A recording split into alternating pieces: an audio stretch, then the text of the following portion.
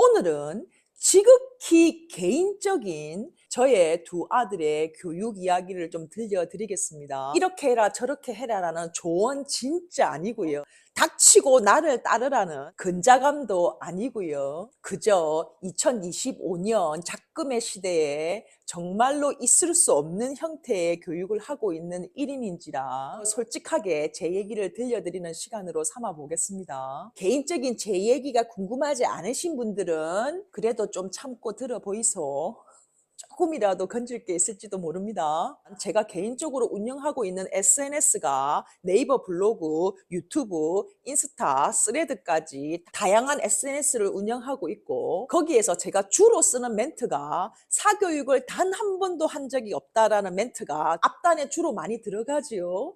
그렇다 보니 진짜 이 질문 많으세요. 진짜 사교육을 안 했느냐? 어디까지 안 했느냐? 학습지는 했느냐? 보습학원은 보냈느냐? 집에서 엄마가 문제집을 풀리기는 했느냐? 방과 후 수업은 보냈느냐? 아니면 밀크티 같은 태블릿으로 하는 온라인 교육은 시켰느냐? 등등 진짜 아무것도 안 한 건 아니겠지라는 마음으로 이것저것 디테일하게 물어보시는 분들 정말로 많으신데요. 자, 이 영상으로 종결합시다. 제 큰아들이 현재 고3입니다. 19살이고요. 작은 아들이 고1이 됩니다. 17살입니다. 자, 큰아이가 기준으로 19년 동안 초등학교 1학년 때 시작한 피아노 외에는 그 어떤 사교육도 한 적이 없습니다. 특히나 공부 사교육은 제로입니다. 집으로 오시는 선생님 제로, 밀크티 같은 온라인 태블릿으로 하는 거 제로, 방과 후조차 단 한 번도 시킨 적이 없습니다.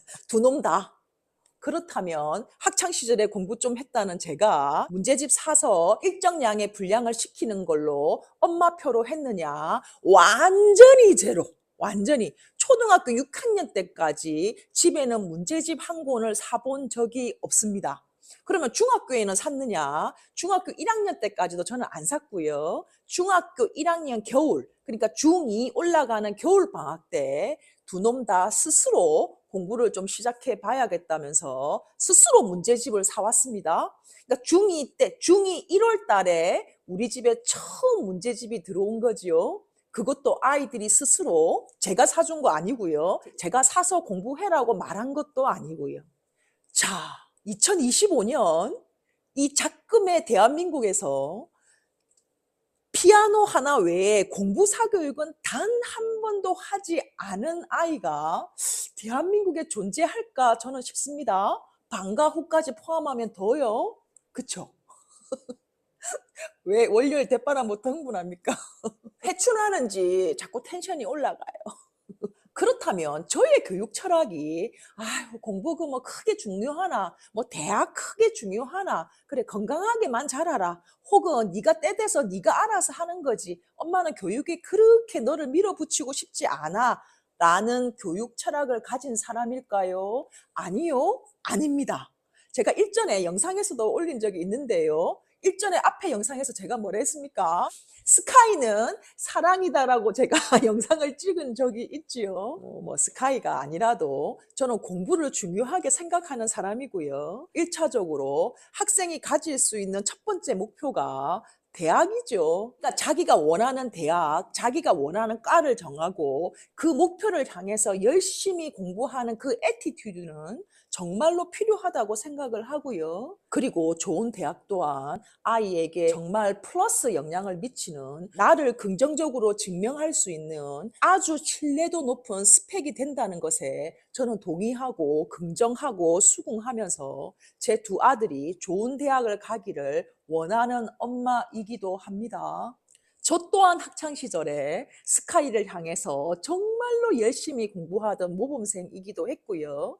그렇다 보니 두 아이들이 공부를 잘하기를 원하고 좋은 대학에 가기를 원했습니다. 그런데 이 저의 바램과 제가 두 아이를 교육하는 행태가 정말로 모순적이고 정말로 정반대 방향으로 교육을 해왔지요. 자, 그 이유는 정말로 다양한 이유들이 있습니다만 오늘은 크게 두 가지만 말씀드리겠습니다. 저는 두 아들이 좋은 대학을 가기를 원하면서도 왜 그냥 내버려 뒀느냐? 첫 번째는 공부는 스스로 아이가 내적 동기를 가지고 스스로 시작을 해야 된다는 것이 저의 철저한 철학이었습니다. 공부가 재미가 없잖아요. 공부가 어렵잖아요. 12년을 달려가야 되는 멀고 먼 길이잖아요. 이 험난한 길을 부모가 타인이 억지로 끌고 가는 것에는 한계가 있다라고 봤습니다.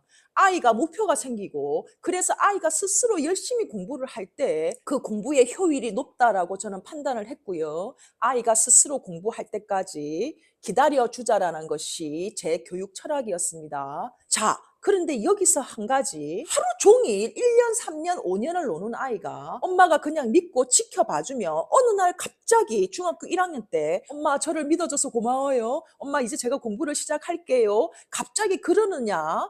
그렇게 된 아이들이 몇 명이나 되느냐? 그것이 여러분들의 의견이지요. 그 여러분들의 의견에 저 동의합니다. 영유아기 포함 초등학교 시기까지 13년을 논 아이가 어느 날 갑자기 공부를 미친 듯이 한다는 것은 어쩌면 어려운 확률일 수 있습니다. 그런데도 저는 왜 그냥 뒀느냐? 아니요. 저는 그냥 두지 않았습니다. 저는 아이가 스스로 공부를 할 수 있는 내적 동기를 주려고 부단히 노력했습니다. 저는 아이들에게 사교육으로 혹은 선행으로 공부를 시키지는 않았지만 공부를 하고 싶은 욕구가 생길 수 있도록 내적 동기가 생길 수 있도록 아이에게 동기부여를 주려고 다방면으로 노력을 했거든요. 그중에 오늘 한 가지만 말씀드리고 가겠습니다. 나머지는 다른 영상에서 할게요. 또 보러 오이소. 책입니다. 책. 책만한 게 없죠. 아이에게 동기부여를 주는 것에 책만한 게 없습니다. 대부분 책육아를 영유아기 때부터 시작하시지요. 영유아기 7년, 초등 6년 포함해서 13년 동안 책을 꾸준히 읽혀보시면 자, 결국 내 아이가 책 읽는 6학년이 됐다. 책 읽는 6학년이 됐을 때 아이도 생각도 어느 정도 성숙하고 그리고 책 속에서 내가 어떤 삶을 살아야 할 것인가, 내가 어떤 꿈을 가질 것인가 끊임없이 아이에게 열정을 수혈합니다. 책 속에서.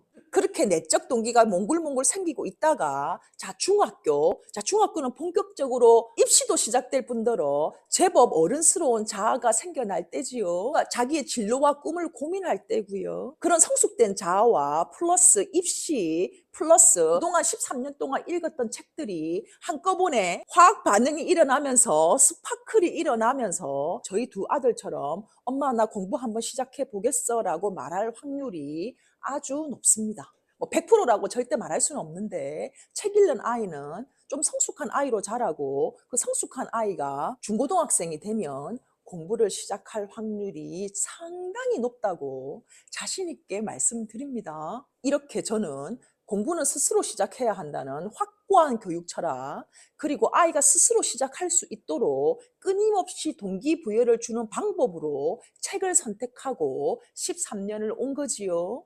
그런데 제 계획대로, 제 생각대로, 제 짐작대로 두 아들은 중2 때 공부를 시작했고 스스로 하니 열심히 하고 열심히 하니 지금 좋은 성과를 내고 있습니다. 저희 큰아이가 지금 고3인데요. 요번 11월 달에 수능 마치고 제 유튜브가 뭐 갑자기 사라졌다. 뭐 그러면은 뭐 개털됐는갑다 생각하시면 됩니다. 뭐 개털될 수도 있겠죠. 제가 스카이를 갔든 개털이 됐든 솔직하게 말씀드리고 유튜브는 폭파시키는 걸로 하겠습니다. 뭐 아이의 학교에 상관없이 제가 막 너무 보고 싶다 이러시면은 남아 있든지 뭐 한번 고려해 보겠습니다. 자, 이 영상을 통해서 당신도 나처럼 하라라는 거 아니고요. 사교육을 진짜 아무것도 안 했느냐고 물어보시는 분들이 너무 많아서 그 답변으로 영상을 찍습니다. 나처럼 해라는 건 아니니까 너무 크게 걱정하지 마십시오. 교육은 각자 스타일대로 하는 게요. 마음에 드는 거 치사 선택해서 내 아이에게 맞는 나의 교육 철학에 맞는 당신 쪼대로 하시면 됩니다. 이미향님의 독서가 사교육을 이긴다라는 책에 나오는 문구입니다. 공부와 행복 두 마리 토끼를 모두 잡을 수 있는 게 있다. 독서로 교육을 이끌고 싶은 부모들에게 말하건대 독서로도 충분히 충분히 좋은 대학에 갈 수 있다는 확신을 주고 싶다. 시간을 아끼고 아이의 행복을 부르는 최고의 공부법, 바로 독서이다. 내일 봅시다.